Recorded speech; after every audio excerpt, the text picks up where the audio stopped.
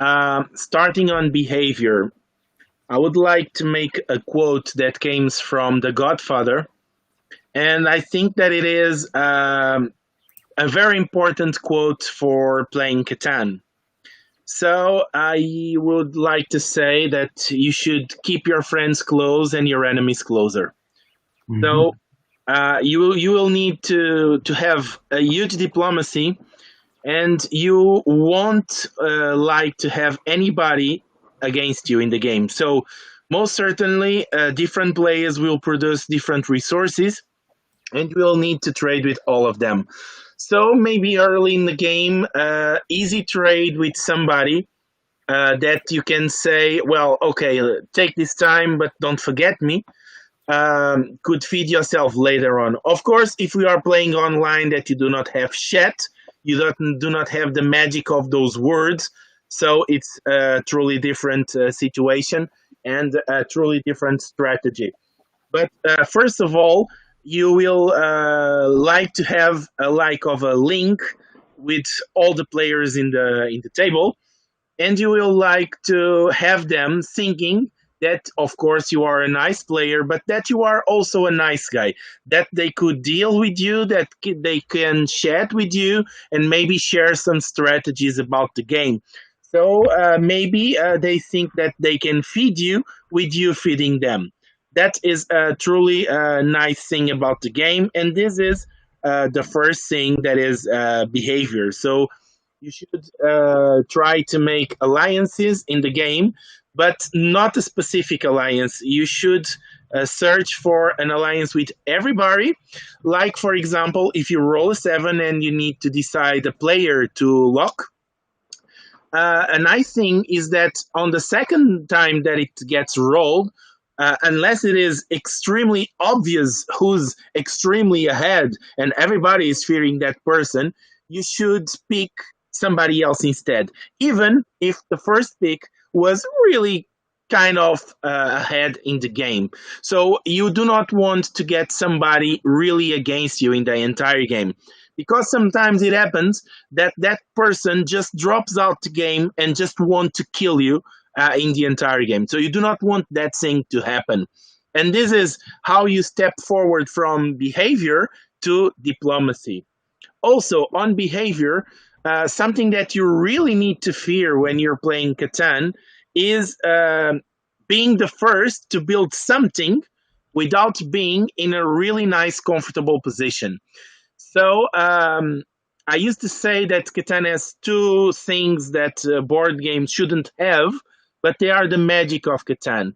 So it is early lead kills you, so you do not want an early lead in the game, and also the runaway leader thing that will kill you if you are really leading. So some of the times you want somebody else to lead, and you want some strategies that grows up during the game and not in the beginning of the game. It is saying that a wise strategy, unless you got a really comfortable position in the table, is coming from behind.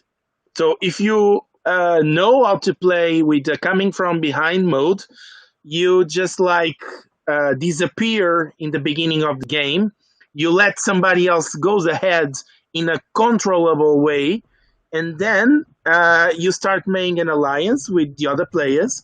And there's something that I truly believe, and maybe Demis Asabis can say something about this. It's difficult for the human mind to update the leader of the game. So it is, if you start advancing with 3 points, at the moment that everybody has 3 points, you still being the leader. If you're starting with 5 points, at the moment that everybody already has 5 points, you still being the one that everybody fears. And sometimes somebody is already on 6 and they didn't update. So an early lead, it's truly dangerous unless I'm forcing on it. You are in an extremely comfortable position and you just want to go ahead and take profit of what the game is giving to you. So on diplomacy, I would like to say that usually if you are playing a game of Catan, you need to deal, you need to negotiate. So the diplomacy means hear the offers of the other players. So if somebody asks for a trade and you just starting with you, I do not trade, you're breaking the link. That person wouldn't trade with you later on. And definitely you will need to trade with everybody. So do not break the link. Be kind.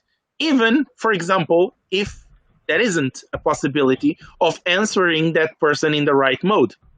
For example, if they are answering with and you do not have, of course you cannot say yes, but you can say, by now I can't. So with this, you maintain the relationship with the other player, and also at that same time, you do not give a leak of what you have or not in your hand. Of course, you can control what other people has on hand because Catan is there's no hidden information on the hand of the players, because even if you drop out cards with the 7, you should reveal what you're dropping out. If you trade with somebody else, you should reveal the resource you're trading, so you can control of it. Of course, it's a kind of a memory thing that you need to have, but if you know what the other player has on hand, it's an advance. And if that person knows that you do not have, most certainly wouldn't also ask you for the trade. Well, anyway, keep all the connections with the other players open during the game. It's something really nice. And if you get that diplomacy feeling, even when you win, the other players doesn't think that the bad guy wins. Maybe the best guy wins. So the next time you're going to play with those ones, they would also like to play with you, unless, of course, then you have stranger behaviors out of the game. But anyway, that behavior and that diplomacy thing are truly connected. And most certainly, I will repeat the phrase of the beginning, that is the quote from The Godfather: keep your friends close and your enemies closer. And before start talking about negotiation tips, I would like to hear the opinions of the other invited and maybe people that are seeing us on home about this subject, please. By the way, I just want to say it's a really interesting concept. This it's a bit counterintuitive to some extent to not to take the lead when you can, just because, as you mentioned, you're going to have a target on your back for quite a long time. So that's a very sophisticated strategy that I think for many people that's kind of unnatural to think that way at first, right?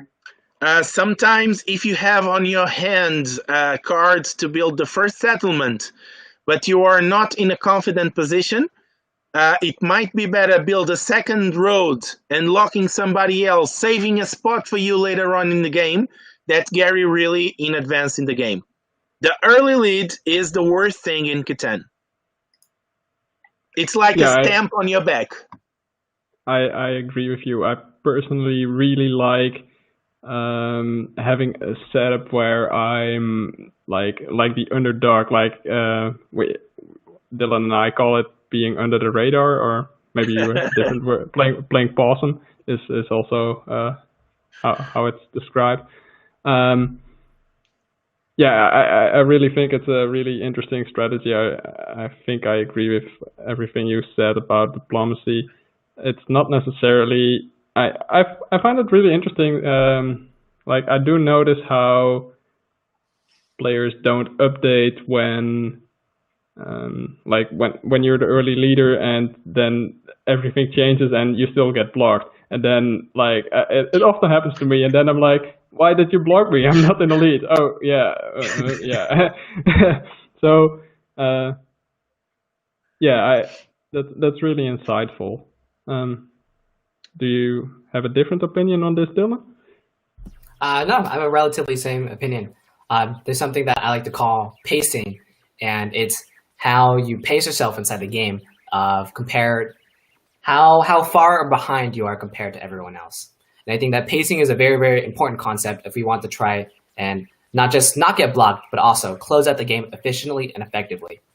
So I think the optimal pacing, in my opinion, is being able to be right behind the pack, but have the potential to jump ahead of the pack. I used to say, sorry. I thought you were finished. So when it comes to the very end, I think it's very important that you know how to close the game, as that leads to strong pacing. So something that the general concept of strong pacing is building your difficult things first, or knowing how to not to get stuck at 9 points. Because if you're stuck at 9 points, or you're stuck at 8 points and you need to take longest road, your opponents have no choice except to rob and block you. So it is your opportunity, it is your job to make sure that the pacing makes it so you don't just get gang robbed and stuck at 8 to 9 points, but rather you close it out efficiently and effectively by using strong pacing. And that's why you want to knock out the difficult objectives first, so then your 9th and 10th point, or just 10th point, is easy and quick, so you can close the game fast and efficiently. That was what I was saying about coming from behind. And if you come really from behind, what you really need to know and had the resources to do, like you're saying, is making a finishing like in cycling. So the time that you drop out the block is the most important, because you should only sort out of the block when you are really certain that you're going to win. And that's definitely that point. Well, I do not have access for the chat here. Hatton, is somebody making any question on this subject, please? Nothing major. I think, nothing major from the chat. There are some guesses as to Dylan's undercover name for tomorrow. Okay. So oh, yeah. I will proceed with the negotiation tips. And first of all, I would like to say that Catan is usually an open time game. So nobody is running against you. You have no clock. So you can really make a nice negotiation. So I always think, what's this, when somebody else starts a proposition with a 2-for-1. So I give you 2 wheat if you give me 1 chip. Well, then makes me laugh all the time, because why not try getting 1-for-1? Of course, they could get 2 for one of them, but okay, so be reasonable, I give 1-for-1. Then if anybody says no, you say 2-for-1. Starting with a 2-for-1 is like a desperate meaning, so everybody will say no. So be careful with that kindly offers, because usually they are not seen as kind, but as dangerous. So you should start negotiating maybe also with funniest point of asking 2 for your 1 instead of giving you 2-for-1. Okay? Most certainly it won't work, but it's a nice breaking ice sentence. So you should always try the better way for you.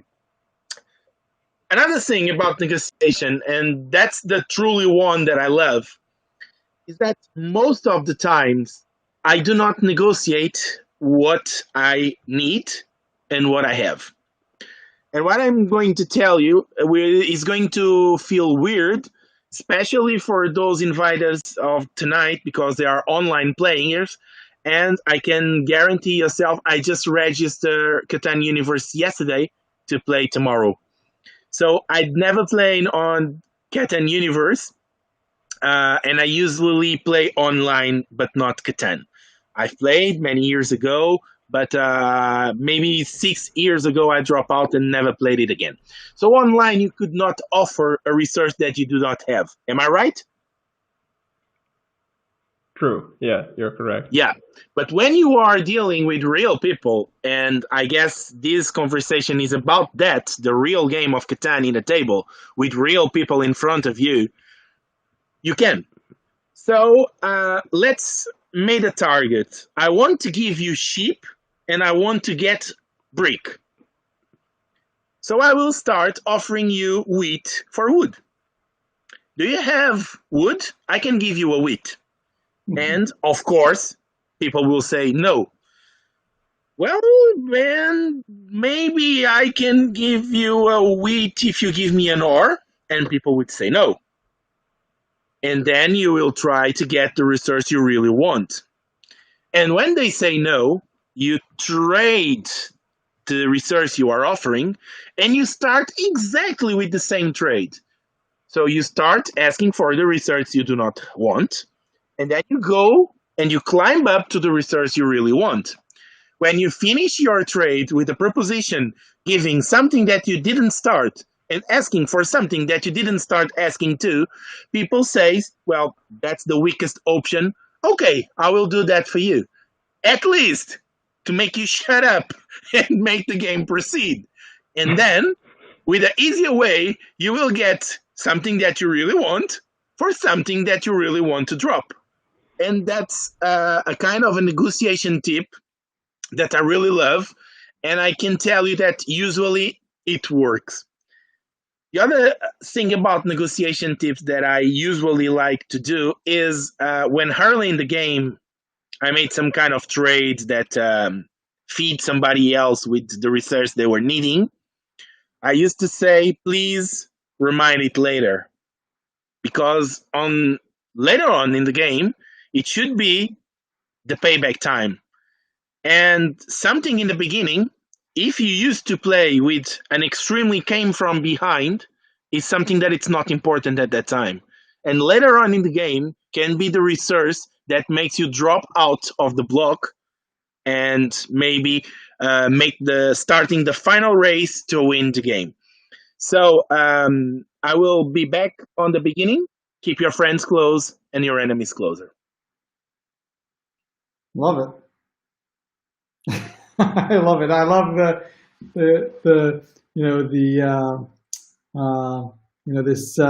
this way of confusing your opponents as well. I mean, it's brilliant, brilliant. Well, what do you guys think?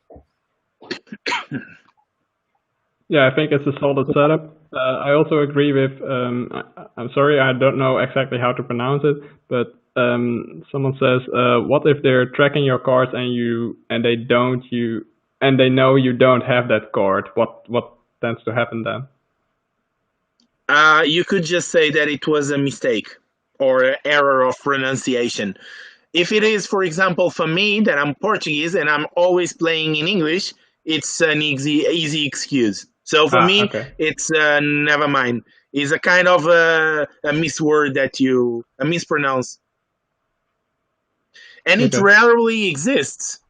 And if you are playing in a game that in the table people knows about it, maybe you could start a negotiation with something that you really have, but you do not want to trade with.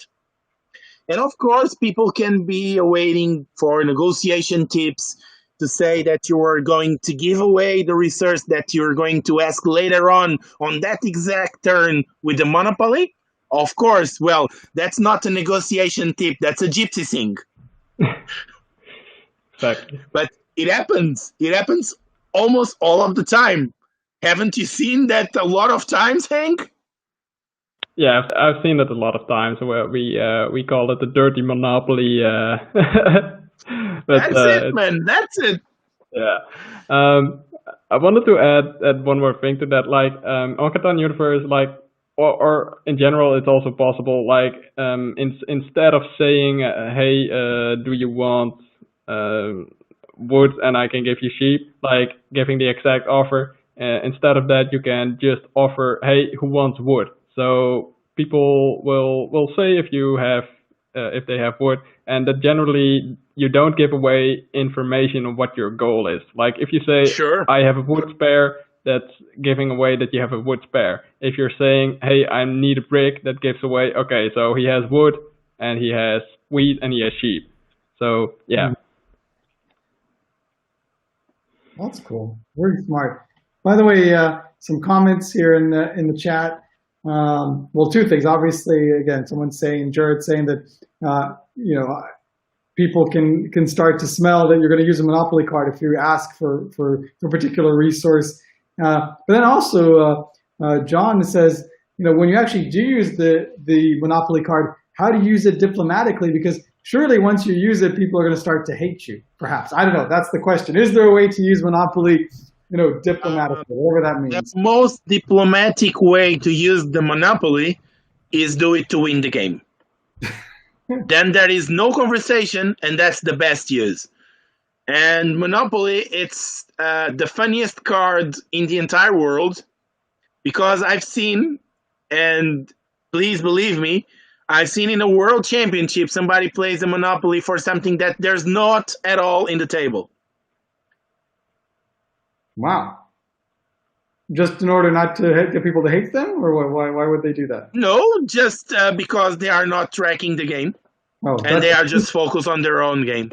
Yeah, that's just a big mistake. So you're saying Monopoly towards the end of the game, wait, use it only when you're ready to finish, because otherwise. Most of the times, yes. Of course, if you aren't in a position to win the game and somebody is, you could at least make the game a little longer, of course. But the best position is to end the game. Also because later on in the game, with the cities built, people start having a lot of resources on their hand, and you will get more things with the Monopoly that certainly you wouldn't get so many cards in the early in the game. Absolutely. Absolutely. Cool. That was a great question as well, by the way. By the way, getting a lot of love also. So people are complimenting you for the also. Well, you all are getting lots of compliments. So it's really cool. Cool. So is that the presentation? Because before we wrap up, I want to just do a brief kind of just ask a few more questions. Ricardo, is that all the negotiation tips? Yes. Awesome. Also, because